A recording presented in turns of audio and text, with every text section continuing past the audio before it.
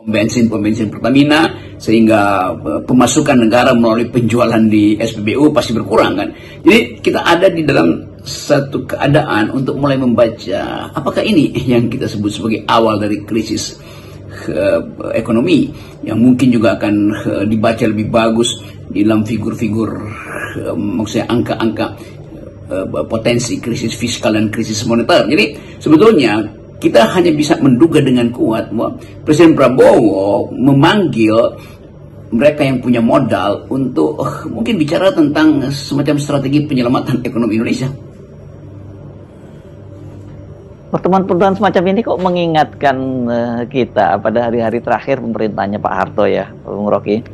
Saat itu Pak Harto juga mengumpulkan para Taipan. Itu kalau dulu namanya disebut kelompok Jimbaran. Kalau sekarang ini generasi keduanya ya, karena sebagian seperti Lim Swee Lyong dan sebagainya sudah tidak ada yang ada, Antoni Talimnya gitu ya. Dan waktu itu kan Pak Harto minta agar para Taipan sudah kaya raya dari negara ini, dari Indonesia ini, menyisihkan sebagian keuntungannya. Itu waktu itu 2,5% kalau tidak salah untuk membantu UMKM. Tapi kan ditolak oleh mereka.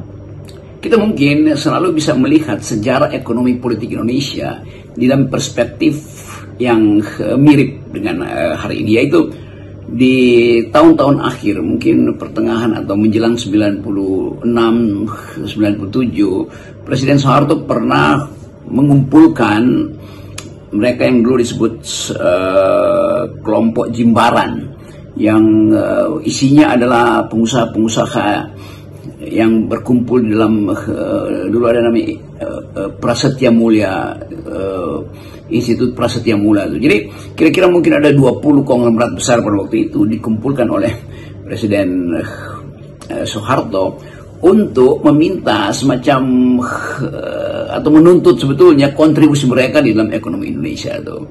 Ada, tentu kita tahu pada waktu itu ada Pak yang paling terkenal dulu